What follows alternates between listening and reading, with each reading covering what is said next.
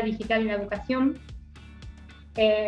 Me gusta comenzar este tema con una frase de Hesíodo, que fue un poeta y filósofo de la antigua Grecia, que decía que la educación ayuda a la persona a aprender a ser lo que es capaz de ser. Es decir, debemos centrarnos en las capacidades de nuestros estudiantes, en lo que pueden hacer, ¿sí? Y brindarles un entorno que les permita desenvolverse en aquellas cosas que quizás nosotros creemos que no pueden hacer, pero que sí podrían si les brindamos las herramientas necesarias, ¿no? Entonces, aprovechemos el talento de cada uno de nuestros estudiantes, independientemente de sus características, ¿sí? De eso se trata la charla de hoy. Bueno, un poco para repasar los temas que vamos a ver en esta charla es, primero vamos a definir el concepto de accesibilidad digital y otras definiciones en torno a la accesibilidad digital, como son la diversidad, el impedimento, discapacidad y diversidad funcional. Después vamos a hablar un poco de algunos estándares de accesibilidad digital, que son las pautas WCAG para implementar la accesibilidad en los ambientes virtuales o digitales. Y por último vamos a ver cómo implementar la accesibilidad en el aula. Con algunas recomendaciones vamos a ver los distintos estilos de aprendizaje y lo que es el diseño universal para el aprendizaje.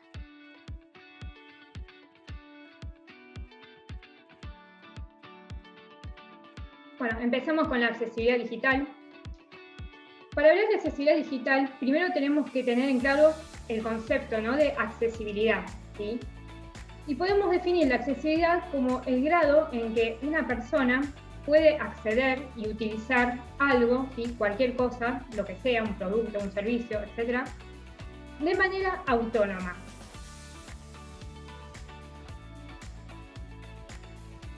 Entonces podemos decir que la accesibilidad es la característica que tienen que cumplir todos los entornos en los cuales nos movemos y con los cuales interactuamos, y los productos y servicios que usamos y que permite a todas las personas acceder, ¿sí?, a estos entornos, productos y servicios, poder comprenderlos, utilizarlos y disfrutar de ellos de manera autónoma, cómoda, segura, eficiente, pero por sobre todas las cosas, sin limitaciones.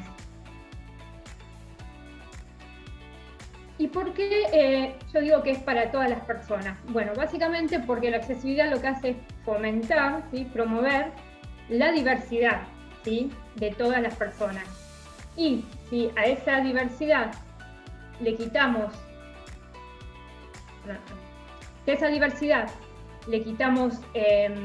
los impedimentos que nos encontramos en nuestros entornos, vamos a obtener la accesibilidad, ¿sí?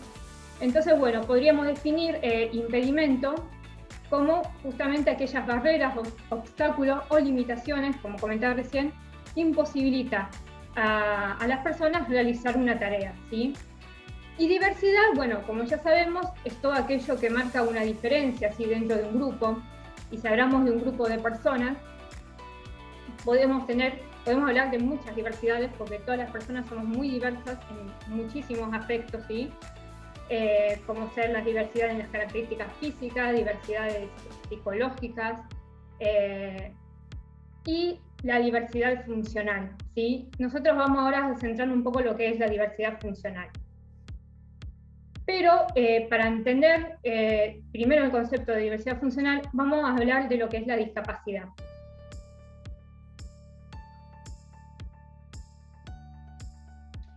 En realidad, a lo largo de la historia surgieron diferentes definiciones de discapacidad, ¿sí?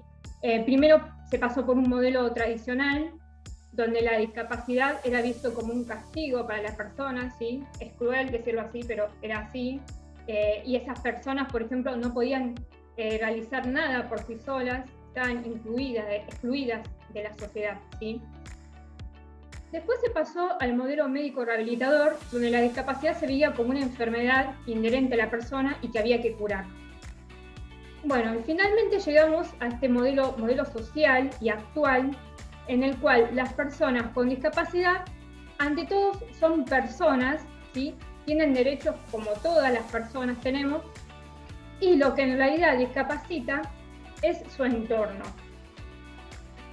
Entonces, para definir mejor este nuevo concepto de discapacidad, la Convención de los Derechos de las Personas con Discapacidad propone que la discapacidad resulta de la interacción entre las personas con deficiencias y las barreras debidas a la actitud y el entorno en el cual las personas se mueven, que evitan su participación plena y efectiva en la sociedad en igualdad de condiciones con lo demás.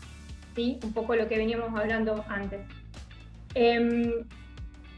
Pero quizás yo pienso, no sé si es el término deficiencia es un término muy acertado, porque estaríamos hablando de un problema inherente a la persona que hay que curar, ¿sí? Es decir, estaríamos como volviendo al modelo médico rehabilitador, ¿sí? Entonces, en vez de hablar de deficiencia, podemos hablar de diferencia. Y ahora vamos a volver un poco al tema esto de la diversidad y la diferencia, pero antes quería mostrarles, como para ponerlos un poco en contexto, algunos datos de la Organización Mundial de la Salud que indican que el 15% de la población mundial tiene algún tipo de discapacidad. Y acá nos referimos a personas que hoy pueden acceder a un certificado de discapacidad, ¿sí?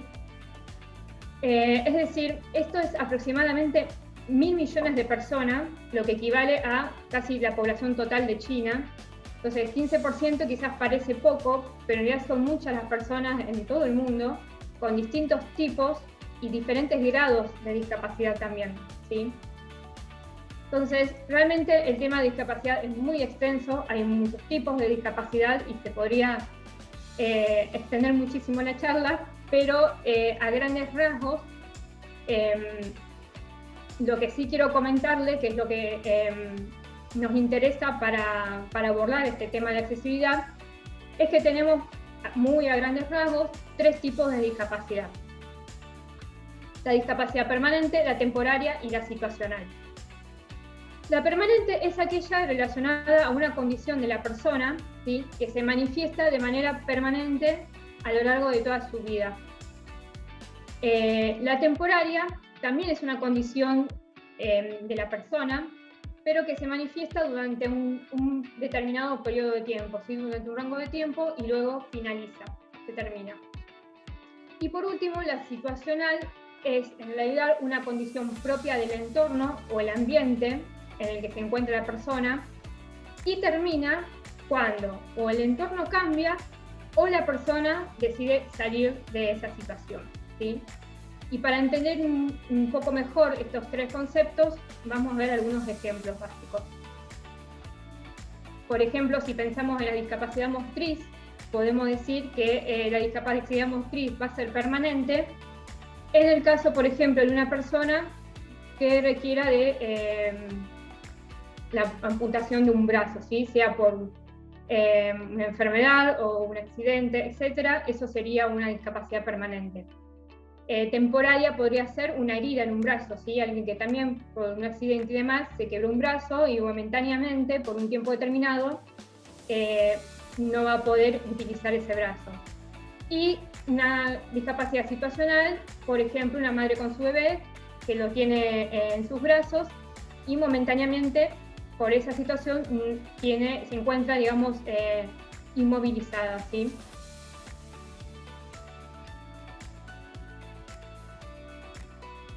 Si hablamos de discapacidad visual, entonces, como discapacidad permanente podemos hablar de la ceguera. Como temporaria también podría ser una enfermedad en la vista, como las cataratas, por ejemplo, que me impide ver de manera correcta, ¿no?, durante un periodo de tiempo.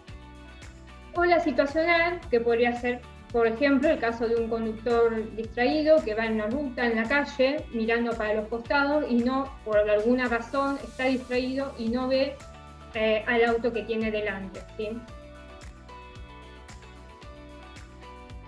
Si hablamos de discapacidad auditiva, podemos pensar como permanente, bueno, la sordera; como temporaria, una infección en el oído; y como situacional puede ser una persona en un ambiente muy ruidoso, que quizás quiera hablar por teléfono, o o hablar directamente con la persona que tiene al lado, y por estar en ese ambiente con mucho ruido, se encuentra imposibilitado de poder escuchar bien, ¿no? Y por último, tenemos la discapacidad del habla, que bueno, la permanente sería en el caso de una persona no verbal, que no puede hablar. Temporaria puede ser también una enfermedad de la garganta, y situacional puede ser un acento fuerte, ¿sí? O si quiero entablar una comunicación con una persona que habla en un idioma que yo no conozco, me voy a encontrar también imposibilitada de poder comunicarme con esa persona. Bueno, también debemos considerar, ¿sí?, que cada discapacidad tiene diferentes grados. Por ejemplo, una persona con discapacidad visual puede ser 100% una persona ciega o tener visión disminuida. También puede tener un problema en la vista, ¿sí?, como por ejemplo el daltonismo, y no poder reconocer bien los colores. Y también, bueno, tenemos otro tipo de discapacidades, como pueden ser, bueno, en el caso de educación, tenemos las discapacidades en el aprendizaje, como la dislexia, ¿sí?, las dificultades para comprender la información que se les está brindando, ¿no? Una discapacidad intelectual. Pero bueno, más allá del tema de las discapacidades, ya conociendo un poco ahora qué es la accesibilidad y la discapacidad, es importante que consideremos lo siguiente, ¿sí? Primero, que el 100% de las personas nos hemos encontrado siempre en alguna situación de discapacidad. Entonces ya no vamos a hablar del 15% de la población mundial, sino que estamos hablando del 100%, porque todas las personas en algún momento de nuestras vidas nos encontramos en algún tipo de discapacidad, ¿sí? Ya sea permanente, situacional o temporaria, ¿no? Como algunos de los ejemplos que estuvimos viendo. Entonces es importante considerar esto. Segundo, que ninguna persona está exenta de tener una situación de discapacidad, ¿sí? Por esto que estábamos hablando recién, y porque además a lo largo de nuestra vida podemos experimentar distintos tipos de discapacidades, ¿sí? Aunque nos pese por el paso del tiempo, ¿sí?, eso también hace que podamos de a poco ir adquiriendo algún tipo de discapacidad, ya sea que perdemos algo de visión o perdemos algo de audición, nos cuesta caminar más, ¿sí?, nos cuesta más caminar en realidad, porque bueno, es la ley de la vida y no podemos ir en contra de eso, ¿no? Y tercero, la discapacidad se manifiesta en realidad cuando hay un impedimento, ¿sí?, lo que hablamos antes. Y los impedimentos en realidad son generados por nuestro entorno, ¿sí? Por lo tanto, cuando más accesible construyamos nuestros entornos, en nuestro caso el entorno digital, menos impedimento habrá y por lo tanto habrá más inclusión. Y por último, dejarles esto, que el impedimento no está en las personas, sino en el entorno, un poco como hablábamos antes también, y que si consideramos la accesibilidad en todos los ámbitos, las personas con discapacidad podrán hacer todo lo que quieran hacer, ¿sí?, siempre que eliminemos estos impedimentos. Por lo tanto, la discapacidad en sí no es un impedimento, sino que es una diferencia, ¿no? Esto que hablamos antes de la diversidad. Y todas las personas tenemos diferentes capacidades. Ya acá como que nos alejamos un poco de esta distinción que muchas veces se hace entre personas con discapacidad y personas sin discapacidad, y empezamos a hablar de diversidad funcional. Todas las personas somos diferentes, todos tenemos diferentes capacidades, y a eso es lo que llamamos diversidad funcional. Entonces, un poco para terminar de definirlo, podemos decir que la diversidad funcional es entonces la diferencia en el funcionamiento de las personas al realizar las tareas habituales, como ser comunicarse, relacionarse con otras personas, desplazarse, leer, acceder a la información, navegar por internet, ¿sí? La accesibilidad en cualquier ámbito, ¿no? De manera diferente a la mayoría de la población, ¿sí? Y como dije antes, todas las personas somos diversas, por lo tanto, la accesibilidad nos beneficia en realidad a todos.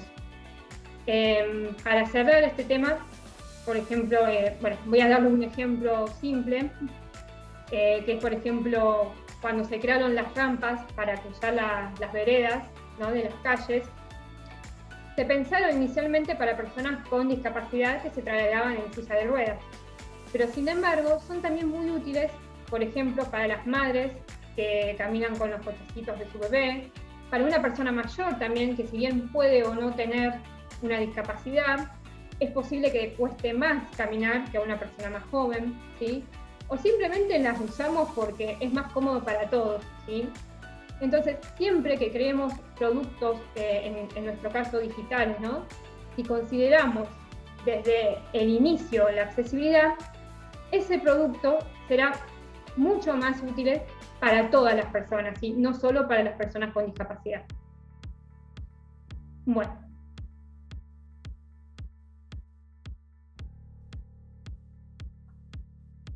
Hasta acá ya vimos un poco todo lo que es la primera parte de accesibilidad y discapacidad.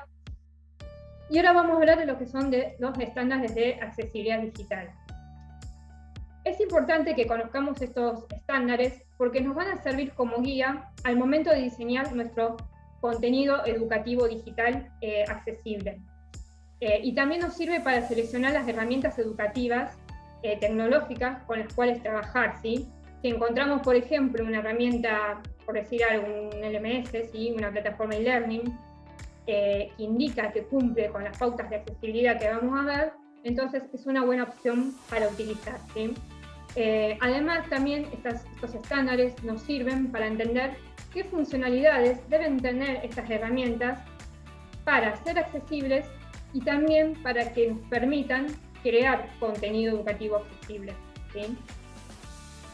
También hay que tener en cuenta que cuando se utilizan, por ejemplo, los sistemas gestores de contenido, como WordPress, no sé si lo conocen, hay que tener en cuenta que no solo sea accesible el contenido que nos permite generar esta herramienta, sino que también la propia herramienta, ¿sí? Las pantallas del sistema, del WordPress, también debe ser accesible para que todas las personas puedan ingresar a ella en el caso de que necesiten utilizarla, ¿sí?, navegar por sus funcionalidades y crear también el contenido que necesitan.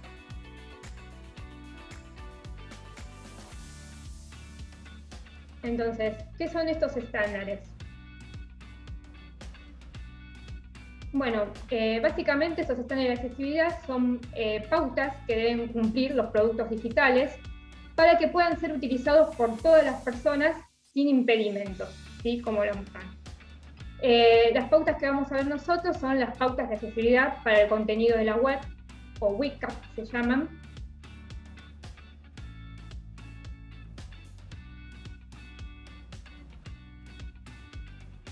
Bueno, estas pautas en realidad explican cómo hacer el contenido web accesible, ¿sí?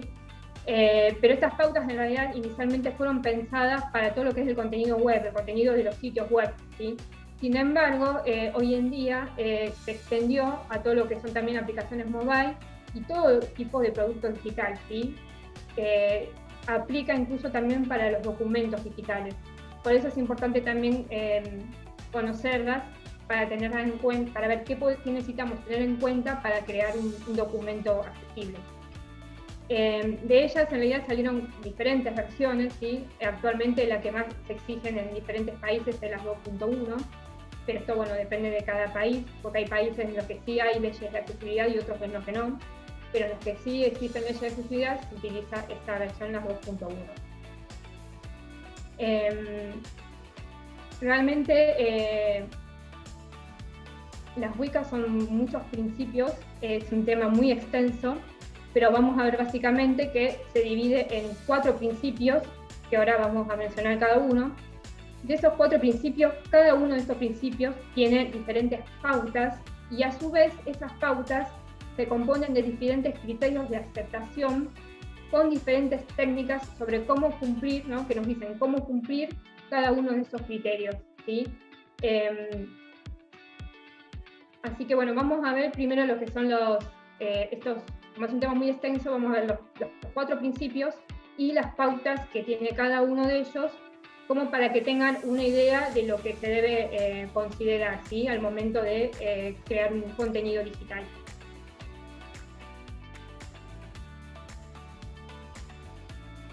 Bueno, el primer principio es el principio perceptible y nos indica que los contenidos digitales y su interacción deben ser percibidos por todas las personas. Es decir, todas las personas debemos poder acceder a ese contenido digital y como consideramos la diversidad, debemos entonces ofrecer diferentes alternativas para acceder a la información. Las pautas que nos brinda este principio son estas 4. La primera dice alternativas de texto. Esto es ofrecer alternativas de texto para describir aquellos documentos no textuales, ¿sí? Por ejemplo, las imágenes, de forma que puedan ser interpretadas por todas las personas. Por ejemplo, en los documentos de Office, si ustedes entran en el Word, hay, por ejemplo, en las imágenes, les brinda la opción de agregar un texto alternativo para describir esa imagen, ¿sí? Entonces, por ejemplo, hay personas con discapacidad visual que utilizan para navegar, para acceder al contenido digital en general, en realidad, lectores de pantallas, ¿sí?, que es un software que está instalado en las computadoras o en los celulares, que le va indicando a la persona mediante voz lo que aparece en la pantalla, ¿sí? Entonces, una persona con discapacidad visual, si bien no puede ver las imágenes, sí puede acceder mediante lector de pantalla a ese texto alternativo, que sería la descripción de esa imagen, y no perder información, ¿no? Siempre y cuando esa imagen sea información relevante para la persona, ¿sí? Si no aporta ninguna información relevante, no es necesario aplicarle el texto alternativo. Bueno, también nos indica que debemos proporcionar alternativas para contenido multimedia dependiente del tiempo. Esto es hacer que la persona también, en el caso, por ejemplo, de los videos, ¿sí?, o los audios, que darle la posibilidad a la persona también de que pueda pausar o ir a un determinado momento del video, ¿sí?, por ejemplo, que la persona tenga el control de cómo consumir ese contenido. El contenido adaptable a diferentes formas de presentación. Esto tiene que ver con que el contenido debe ser presentado de formas diferentes, por ejemplo, en diferentes dispositivos, sin perder la información o la estructura. Si yo estoy viendo un documento en mi computadora, tengo que poder verlo de igual manera, sin perder información, en un celular. Y por último, contenido distinguible entre más y menos importante y formatos. Esto es hacer más fácil para las personas que vean u oigan el contenido, ¿sí?, incluyendo separar mejor los textos e imágenes, considerar el contraste de los colores que se utilizan. Si los colores no tienen mucho contraste, para una persona con visión disminuida puede ser muy difícil poder leer un texto. No brindar información solo basada en colores, ¿sí?, porque pueden haber, por ejemplo, personas con daltonismo que no desconozcan los colores, entonces siempre ofrecer una alternativa más, además de los colores, usar el texto también, ese tipo de cosas. Bueno, la segunda pauta es operable, perdón, el segundo principio, y el principio operable nos indica que los componentes de las pantallas de un sistema o el documento digital que se esté creando y su navegación debe ser manejable, es decir, las personas deben poder interactuar con ellos y manipular esa información. Por ejemplo, en el ingreso de datos de un formulario, ¿sí?, por ejemplo, en el sitio web de una universidad, para inscribir alguna materia, ese ingreso de datos de un formulario también tiene que ser accesible. Entonces, las pautas que nos brinda este principio es accesible mediante teclado, las distintas funcionalidades, ¿sí?, de la herramienta que estemos utilizando o el documento deben poder accederse desde un teclado. ¿Por qué? Bueno, por ejemplo, este ejemplo que di antes de los formularios pueden estar preparados para, por ejemplo, saltar de un dato a otro mediante la tecla de tabulación del teclado, ¿sí? O sea, yo puedo navegar por un formulario en un sitio web con el teclado sin utilizar el mouse. ¿Y esto por qué es importante? Porque, como hablamos antes, las personas con discapacidad visual que son usuarias de lectores de pantallas y no utilizan el mouse, ¿sí? El lector de pantalla utilizan directamente el teclado, ¿sí? Entonces, en esos casos, es importante que todas las funcionalidades y que el documento también pueda navegarse por teclado. También, por ejemplo, pasa en caso de personas que tienen dificultad con la motricidad fina y les cuesta mucho poder utilizar el mouse, entonces utilizan solo el teclado también para navegar en la computadora, por ejemplo. Entonces, por eso es importante mencionar esto. Suficiente tiempo para consultar la información. Bueno, dejar bastante tiempo para que las personas puedan leer o usar adecuadamente el contenido, ¿sí? Hay, por ejemplo, sitios web que tienen un límite de tiempo para consultar una información o realizar una determinada acción, ¿sí? Por ejemplo, inscripción a unas materias o carreras o los sitios de compra de entradas, ¿sí? Para recitales y demás, a veces tienen como la cuenta regresiva te va apareciendo y uno tiene como que comprar la entrada gratis porque si no, no puede acceder, ¿no? Eso es importante evitarlo porque no todas las personas podemos resolver una tarea en el mismo tiempo, ¿sí? La misma cantidad de tiempo. Bueno, la otra pauta es ataques. Evitar ataques por flashes y parpadeos rápidos. Bueno, no diseñar contenido que pueda ocasionar ataques, especialmente por el uso de ciertos contrastes de color o efectos de flash y parpadeos rápidos de las imágenes, ¿sí? Ya hay, por ejemplo, dos series, una serie de dibujos animados y otra serie que se estrenó recientemente, en los cuales ha pasado en determinados capítulos que han aparecido escenas con efectos de tipo muchos flashes al mismo tiempo y ha ocasionado ataques de epilepsia a muchos chicos, ¿sí? Entonces es importante también evitar este tipo de contenido. La siguiente pauta es la navegabilidad, ¿sí? Ayuda para la búsqueda y navegación del contenido.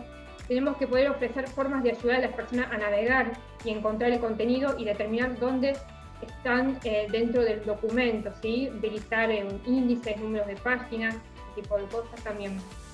Y por último, la entrada de datos, que es, bueno, hacer posible que las personas puedan utilizar distintos tipos de dispositivos de entrada, además del teclado, ¿sí?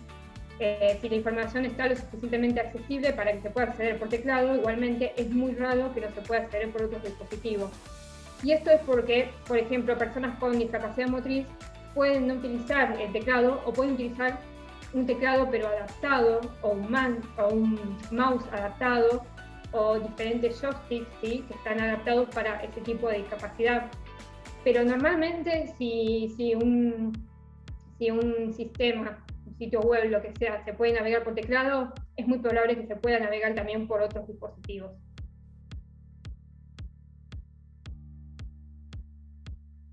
Bueno, el próximo principio queda el comprensible. Ya vimos que la información tiene que ser perceptible, es decir, que tengo que poder acceder, que sea operable, o sea, que tenga que poder manipular esa información, y también ahora que sea comprensible. ¿Qué significa? Que las personas deben poder entender la información que se les transmite, ¿sí? Por eso la misma debe ser clara y concisa, ¿sí? Sencilla, sobre todo porque debemos considerar a aquellas personas que puedan tener algún tipo de discapacidad en el aprendizaje, ¿sí? Como hablamos, como puede ser las dislexias, ¿sí? Entonces, este principio nos brinda estas tres pautas. Legibilidad es asegurarse de que el contenido de texto sea legible y fácilmente comprensible para las personas. Por ejemplo, prestar atención al tema de los contrastes, como ya hablábamos, la posibilidad de variar el tamaño de las fuentes de letras. Acá puede ser también útil las pautas de lectura fácil, no sé si conocen, que son un conjunto de reglas que nos ayudan a crear contenido textual que se pueda comprender mejor, ¿sí? Y que sea más fácil de redactar. Eso también es algo importante. Bueno, la segunda pauta es la predictividad. Esto es que la información y las funcionalidades aparezcan y funcionen de una forma predecible para las personas. Si, por ejemplo, que sea fácil encontrar la información de manera convencional, ¿sí? Por ejemplo, en el caso de una herramienta LMS, que todas las funcionalidades sean, no sé, consultar en una clase, o realizar un examen, lo que sea, sea más o menos lo mismo que en cualquier herramienta, ¿sí? Para que las personas ya se vean familiarizadas en cómo realizar esa acción. La última pauta es autocorrección o ayuda a la entrada de datos. Las herramientas utilizadas deberían ayudar a las personas a evitar y corregir errores que puedan cometer al interactuar, por ejemplo, con una herramienta o con un documento, lo que sea, ¿sí? Por ejemplo, volvemos a los formularios. Para rellenar un formulario para inscripción a una materia o carrera, si ya es sabido que hay determinados datos que deben ingresarse en un formato determinado, entonces, por ejemplo, las fechas y demás, o los números de teléfono, entonces es importante que el sistema indique antes a la persona cómo cargar esos datos para evitar errores, ¿sí? También, si llegado al caso una persona completa un formulario y hay algún error en el sistema, que el sistema le alerte, le muestre un mensaje indicándole, pero de manera clara, cuál es el error y brindarle una posible solución alternativa, ¿sí? Que sea que se puede inscribir por teléfono o de cualquier otra manera, ¿sí? Bueno, y el último principio de los 4 que tenían las WCAG es robusto. Esto ya también es un poco más orientado a lo que son los sistemas.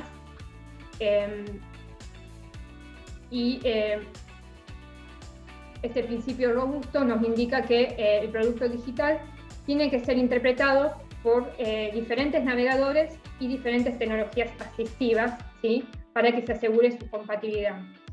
Esto es porque no todas las personas utilizan el mismo navegador, ¿sí? Algunos utilizan Chrome, otros Internet, otros navegadores.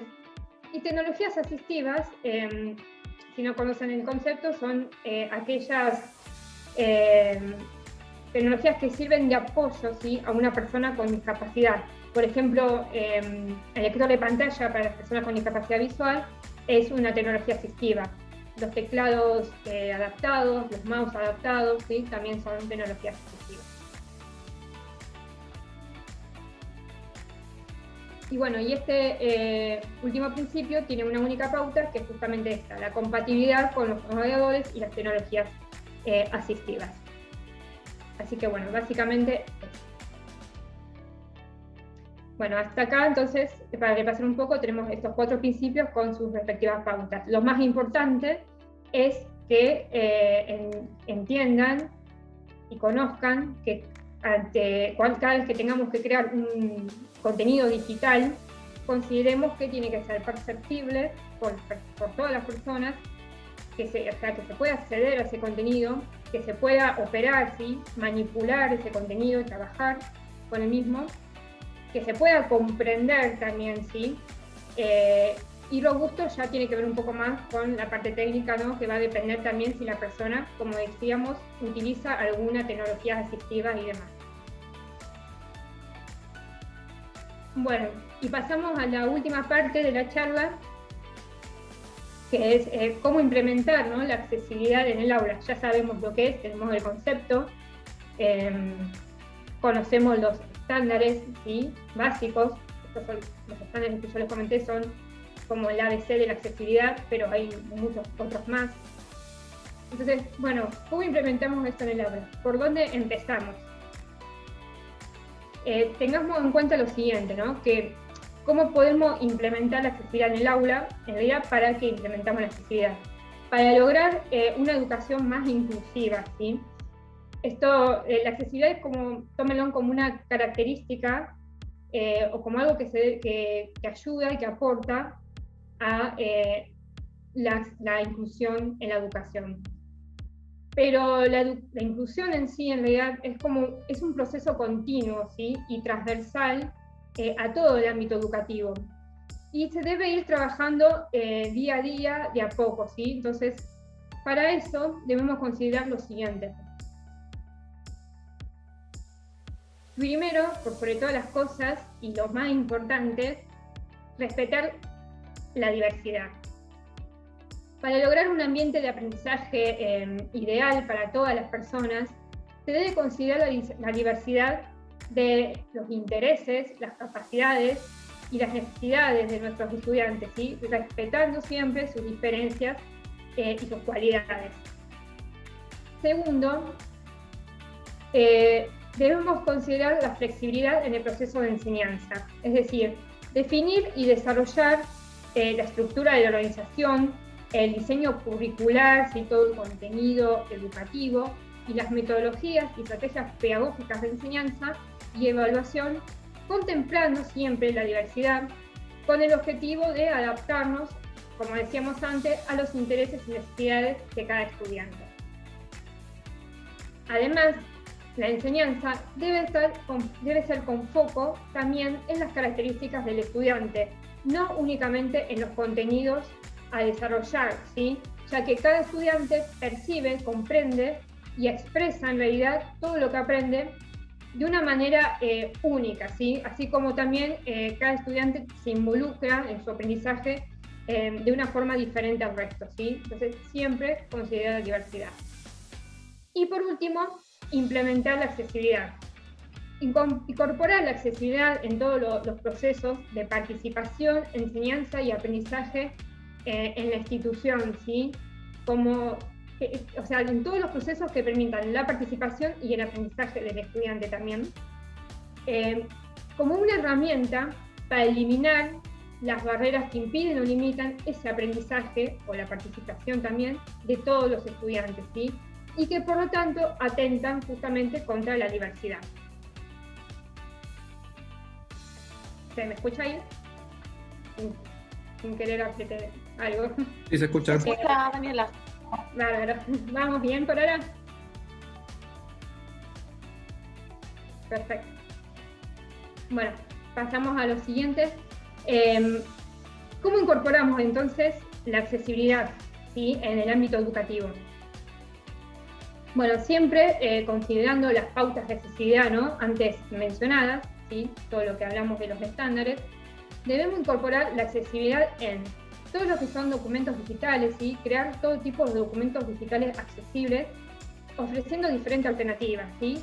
Textos, imágenes, audios, videos, etc., para que todas las personas podamos acceder. En las herramientas educativas, ¿sí? Utilizar herramientas que nos brinden las funcionalidades definidas por las pautas de accesibilidad para poder llegar a todos los estudiantes, ¿sí? Y en el caso de herramientas de gestores de contenido que nos permitan justamente generar contenido digital accesible. En los sitios web también, ¿sí? Es indispensable que los sitios web institucionales sean accesibles para que el proceso, por ejemplo, de inscripción online a carreras, a materias o cursos, las consultas de materias, las notas y la información en general en la institución pueda ser accedida y comprendida y también utilizada por todas las personas. Y por último también en los canales de comunicación. Todo el contenido que se comunique desde el sitio web o de las redes sociales de la institución también deben ser accesibles para brindarles la información a todas las personas, ¿sí? Pero más allá ahora de las herramientas digitales para la educación, también tenemos que considerar la accesibilidad en el proceso de enseñanza y aprendizaje, ¿sí? Para ello debemos tener en cuenta los distintos estilos de aprendizaje con los que nos podemos encontrar.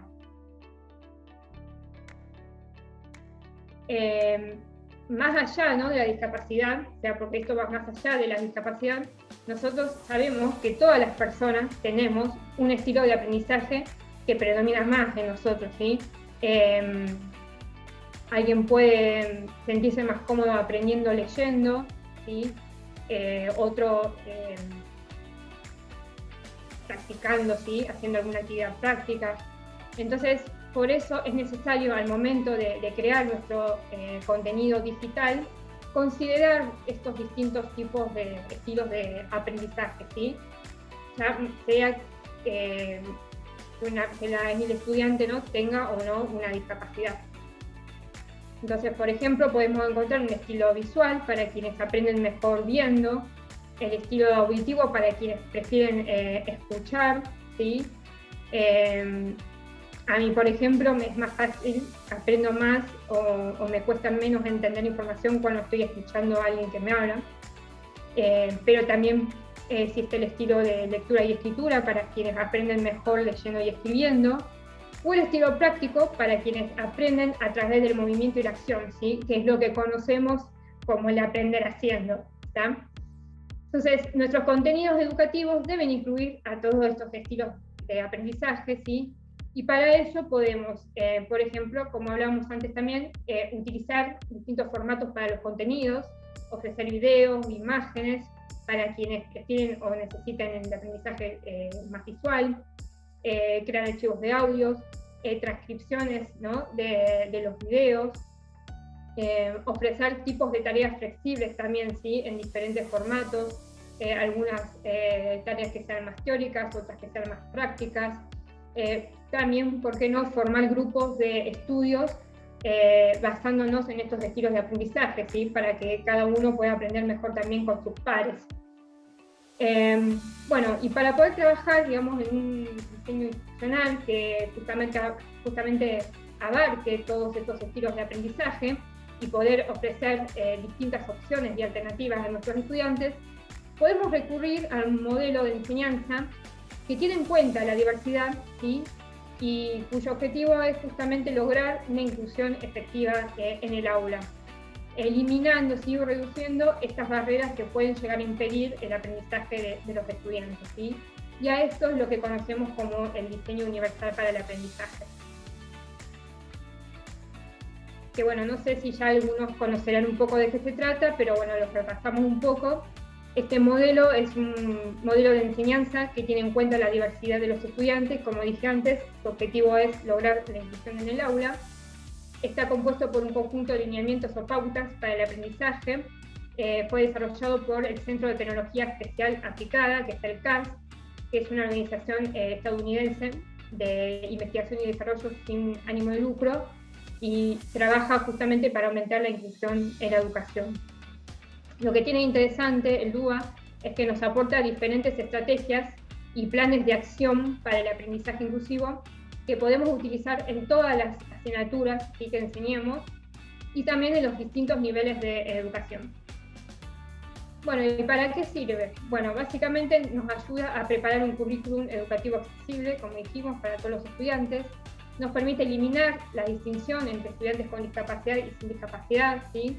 Es decir, la diversidad se aplica a todos los estudiantes basándonos en la idea de que todos tenemos diferentes capacidades, pero lo más importante es que permite posibilitar a cada estudiante aprender mejor de una forma única y diferente al resto, ¿sí? Por lo tanto, ofrecer distintas alternativas para acceder a la información, ¿sí? Y por lo tanto al aprendizaje, no solo beneficia al estudiante con discapacidad, sino que también permite que cada estudiante, más allá de la discapacidad, como venimos hablando, elija aquella opción con la que considere que puede aprender mejor, se sienta más cómodo, ¿sí? y más motivado.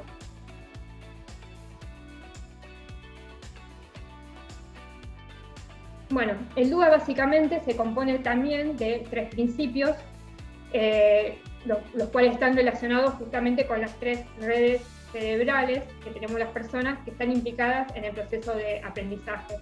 Por ejemplo, las redes de reconocimiento nos ayudan a percibir la información que nos llega, ¿sí? Y asignarles un significado. Nos permite reconocer las letras, los números, los símbolos, palabras, objetos, ¿sí? Y otros conceptos ya más complejos. Las redes estratégicas nos permiten planificar, ejecutar y monitorizar las tareas que debemos realizar, ¿sí? Tanto motrices como mentales, y ya sea, por ejemplo, desde mover el lápiz para escribir algo hasta armar, por ejemplo, una estructura narrativa, ¿sí? Y por último están las redes afectivas, que asignan también significado a las tareas que realizamos, pero es un significado más de tipo emocional. Tiene que ver con los intereses y las motivaciones y el estado de ánimo de las personas, ¿sí? Bueno, a su vez, cada uno de estos principios también nos brindan diferentes pautas ya más específicas, que nos van a ayudar a llevar justamente este modelo a la práctica. Entonces tenemos el primer principio, que nos indica que debemos proporcionar múltiples formas de representación de la información. Y tiene 3 pautas: percepción, lenguaje y símbolos, y comprensión. Percepción, por ejemplo, nos dice que debemos personalizar la información. ¿Por qué tenemos que proporcionar múltiples formas de representación? ¿Sí? Antes de avanzar con las pautas. Porque si un estudiante no puede percibir la información, no va a haber aprendizaje, ¿sí? Entonces, para evitar que esto sea una barrera, es importante asegurarnos que todos los estudiantes puedan percibir información y por eso es importante que consideremos este principio, ¿sí? La pauta de percepción nos brinda justamente esto, ¿no? Nos dice que debemos personalizar la visualización, o sea, brindar opciones para cambiar el tamaño de texto, el tipo de letra, medir los contrastes de colores, regular el volumen o la velocidad en el caso de información multimedia, ¿sí? Como los videos, los audios. También ofrecer alternativas para la información sonora, como por ejemplo utilizar subtítulos o brindar transcripciones escritas de los videos, ¿sí? Y alternativas para la información visual, ¿sí? Por ejemplo, estudiantes que sean usuarios de lectores de pantallas, en este caso podemos crear documentos accesibles y el estudiante podrá, sin inconvenientes, sin documentos accesibles y utiliza un lector de pantalla, poder acceder a la información de ese documento. Pero también, por ejemplo, puede haber casos de estudiantes que no utilizan un lector de pantalla y ahí podríamos ofrecerle otras alternativas, como por ejemplo convertir ese texto en un audio, ¿sí? El lenguaje y símbolos, bueno, tiene que ver también con definir los vocabularios y los símbolos que se van a utilizar de otras alternativas, enseñar previamente esos símbolos o vocabulario para clarificar mejor la información, clarificar la sintaxis y las estructuras de la información, descifrar textos y notación matemática, ¿sí? Por ejemplo, acompañando el texto con voz, proporcionar diferentes formas de presentar estas notaciones, interpretar la información en varios idiomas, ¿sí? Proporcionar, por ejemplo, herramientas electrónicas que traduzcan esa información, o el uso de subtítulos en el idioma del estudiante, representar conceptos importantes de manera no lingüística, ¿sí? Por ejemplo, el caso de estudiantes con algún tipo de discapacidad cognitiva, podemos presentar los conceptos claves en otras alternativas al texto, como ser, por ejemplo, los gráficos. No sé si conocen, bueno, los pictogramas, que son símbolos gráficos muy sencillos y sirven para representar espacios, acciones o una actividad. Son muy útiles para el caso por ahí de estudiantes con discapacidad cognitiva, para que puedan interpretar mejor esa información en vez de utilizar el texto. Y por último, comprensión, bueno, proporcionar opciones para activar el conocimiento previo de los estudiantes, o sea, fijar los conceptos previos que ya han sido explicados, por ejemplo, destacar las ideas y las características importantes, guiar el procesamiento de la información, por ejemplo, brindar indicaciones explícitas a cada estudiante, ¿no? El paso a paso que debe seguir para realizar una tarea, apoyar la memoria y la transparencia en el conocimiento, bueno, por ejemplo, utilizando, como decíamos recién, una lista de pasos a seguir para realizar esa tarea, etc. Bueno, básicamente esas serían las tres pautas del primer principio, que tiene que ver con la percepción de la información, justamente. Bueno, el segundo principio nos indica que debemos proporcionar múltiples formas de acción y expresión. Todas las personas tenemos diferentes maneras de aprender y de expresar lo que sabemos, ¿sí? Por eso no existe una manera única de realizar una tarea o de demostrar un aprendizaje que sea óptimo para todos los estudiantes. Así que también es importante poder brindar diferentes opciones. Este principio nos brinda tres pautas: medios físicos de acción, expresión y comunicación fluida, y funciones ejecutivas. Medios físicos de acción, por ejemplo, es ofrecer diferentes modalidades de respuesta física, ¿sí? Es decir, diferentes formas para responder a las preguntas o demostrar lo que se aprendió. Por ejemplo, permitir que se puedan dar diferentes respuestas físicas como alternativas al uso del lápiz o del control del mouse. También alternativas en el ritmo de los plazos para realizar una tarea o evaluación, ¿sí? Porque no todos los estudiantes van a poder realizar una evaluación en el mismo tiempo, ¿sí? Si un estudiante con discapacidad posiblemente requiera de más tiempo para poder realizar el examen. ofrecer distintos medios de navegación, es decir, diferentes formas de interactuar con los materiales, ¿sí? Un estudiante, por ejemplo, usuario del lector de pantalla, solo podrá navegar por una herramienta utilizando el teclado, ¿sí? Entonces, considerar eso también, como ya lo veníamos viendo en las pautas del estándar. El acceso a las tecnologías y herramientas, proporcionar teclados adaptados, como decíamos, o cualquier otro tipo de tecnología asistiva que requiera el estudiante, y a incorporar software accesible. Después tenemos, bueno, la expresión y comunicación fluida, bueno, también proporcionar múltiples medios de comunicación, ¿sí? Que las personas puedan comunicarse a través de texto, de voz, de dibujos, de movimientos, de objetos físicos también, no necesariamente tiene que ser una herramienta tecnológica, múltiples herramientas de composición y resolución de problemas, como por ejemplo software de reconocimiento y conversión de texto a voz, apoyar a la práctica y el desempeño de tareas, esto es facilitar como un feedback o retroalimentación también de su desempeño. Y por último, bueno, las funciones ejecutivas. Las funciones ejecutivas son aquellas actividades, ¿no?, mentales que tenemos las personas para poder planificar, organizar, revisar y evaluar el comportamiento que necesitamos para adaptarnos a un entorno, ¿sí?, y lograr nuestros objetivos, básicamente. Entonces, nos dice, bueno, que debemos guiar el establecimiento eficaz de los objetivos, y detallar cuáles son los objetivos de una tarea previa a realizarla, apoyar el desarrollo estratégico de la planificación, por ejemplo, planificar tiempos para que el estudiante pueda mostrar y explicar su trabajo, facilitar el manejo de la información y los recursos, y proponer el uso, por ejemplo, de plantillas gráficas que nos permitan relevar y organizar información, brindar pautas para categorizar justamente esa información y que pueda ser mejor interpretada, mejorar la capacidad para desarrollar el proceso de seguimiento del avance de los estudiantes, definir, por ejemplo, estrategias de autoevaluación para los estudiantes, realizar preguntas para reflexionar sobre su trabajo desarrollado, ¿sí?, etc. Bueno, y el último principio del LUA nos indica que debemos proporcionar múltiples formas de implicación. Bueno, también todos los estudiantes difieren en la forma que se implican en su aprendizaje y en lo que los motivan a estudiar, ¿sí? Algunos estudiantes prefieren trabajar solos, otros se implican más en el aprendizaje estudiando con sus compañeros. Es decir, no hay una única forma de participación en el aprendizaje que sea óptima también para todos los estudiantes y en todos los contextos, ¿sí? Por eso también debemos ofrecer alternativas. Y bueno, y este principio nos brinda estas tres pautas: búsquedas de interés, mantener el esfuerzo y la persistencia, y la autorregulación.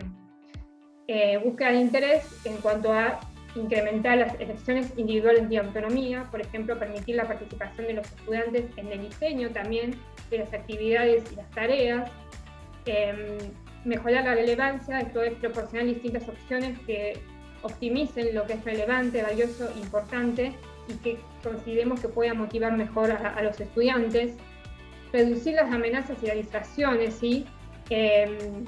Hay chicos con algún tipo quizás de discapacidad cognitiva que tienden quizás a distraerse fácilmente, entonces está bueno, por ejemplo, crear rutinas de clases o avisos de alertas y demás como recordatorios de las tareas que se tienen que realizar. Bueno, mantenimiento del esfuerzo y la persistencia, esto es acentuar los objetivos y las metas, ¿sí? Por ejemplo, pedir a los estudiantes que formulen el objetivo de manera explícita o dividir las metas a largo plazo en objetivos un poco más cortos, brindarles diferentes niveles de desafíos y apoyo, fomentar la colaboración y la comunicación, y proporcionar una retroalimentación, ¿sí? Por ejemplo, permitir identificar errores y respuestas incorrectas, ¿no? Siempre desde el lugar de aprender justamente de nuestros errores y que no sea como un castigo para el estudiante, ¿no? Sino que se pueda aprender justamente de eso. Y el último punto es la autorregulación, que es guiar el establecimiento personal de los objetivos y expectativas, ¿sí? Proponiendo actividades de autorreflexión que permitan, por ejemplo, identificar los objetivos personales, ¿sí? Para entender también las necesidades y las motivaciones de nuestros estudiantes y en base a eso ver qué contenido le podemos brindar que pueda motivarlo más. Apoyar las habilidades y estrategias individuales en la resolución de problemas, ¿sí? ejercitar habilidades para hacer frente a situaciones conflictivas, ¿sí? Pero siempre intentando evitar la frustración en el estudiante. Y utilizar también, hacer actividades que incluyan un medio por el cual los estudiantes obtengan, como decíamos antes, también una especie de feedback, ¿sí? de evaluación de su desempeño, ¿sí? Para favorecer también el reconocimiento de su propio progreso. Bueno, ¿Mira? hasta acá llegamos, sí. Ya estoy con un poquito de tiempo, ¿no? Estamos pasaditos del tiempo. La verdad es que estamos bien. Bueno, igual que eran las conclusiones y ya 12 las más y ya terminamos.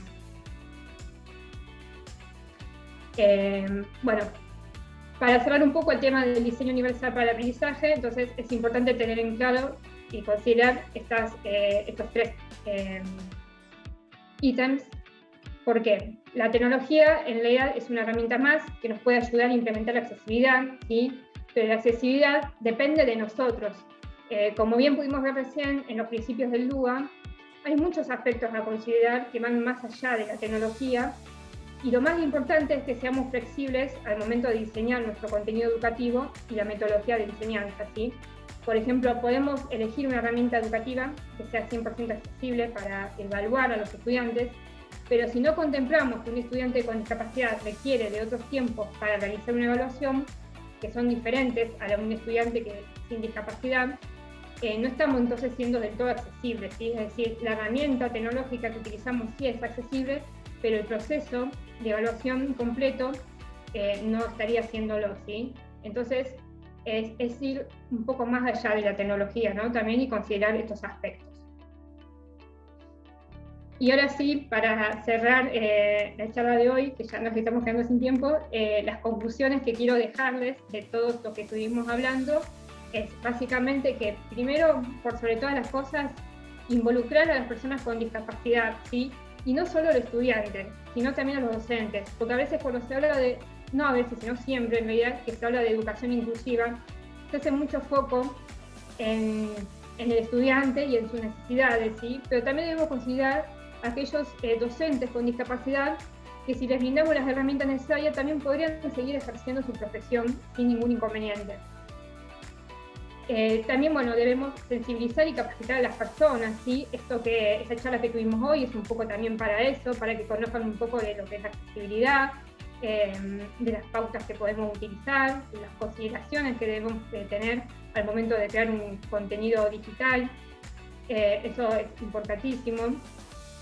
Considerar la diversidad en todo el proceso pedagógico, ¿sí? Como hablamos recién, no solamente la tecnología no nos garantiza la accesibilidad. También tenemos que pensar en las estrategias metodológicas que incluyan la diversidad. Crear el contenido educativo accesible, utilizar herramientas educativas accesibles en la medida de lo posible,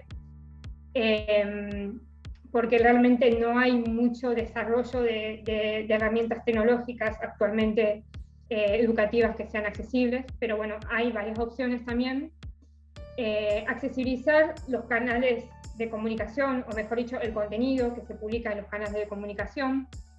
Incorporar la accesibilidad en las carreras de diseño y desarrollo de productos digitales. Esto es importante porque, por ejemplo, en las carreras de desarrollo de sistemas, ¿sí? Y de diseño, si consideramos implementar o incorporar, mejor dicho, en los programas de estas materias y de estas carreras la accesibilidad, podemos hacer que aquellos futuros docentes, también docentes, ¿no? En las carreras de docencia es importante también que involucremos la accesibilidad, para aquellos futuros docentes, diseñadores y desarrolladores de sistemas comprendan la accesibilidad y se puedan empezar de a poco ir desarrollando sistemas accesibles para todas las personas, ¿sí? Y por último, bueno, fomentar la accesibilidad y la educación inclusiva, que es un poco lo que estuvimos haciendo hoy. Así que bueno, listo, Antonio, ya terminamos. Muchas gracias, Daniela. Tenemos que empezar con la otra sesión, así que vamos a dejar las preguntas en el chat y te las vamos a hacer llegar para poder continuar, digamos, con la dinámica de la sesión. Dale, sí, como estaba viendo la presentación, no me aparecía para ver el chat, así que ahora lo voy a ir leyendo de todos modos igual. Y bueno, cualquier cosa, igual me pueden consultar, no hay ningún inconveniente. Me hace llegar las preguntas de Antonio y las respondemos sin problema. Sin ningún problema. Muchísimas gracias, Daniela. Queremos Gracias, agradecerte además porque justamente este es el día muy especial para ti, que es el día de tu cumpleaños, así que muy feliz cumpleaños también, y que nos hayas acompañado en un día tan especial, te lo agradecemos el doble. Muchísimas gracias y las preguntas van a estar disponibles. No, gracias a todos por participar y espero que les haya sido útil toda la información que les brindé. Y bueno, cualquier cosa me consultan lo que necesiten, no se queden con dudas. Ningún problema. Muchísimas gracias. Vamos a tener que cortar acá para iniciar la próxima. Muchas gracias y que estén muy bien. El enlace ya lo tienen en el chat. Gracias.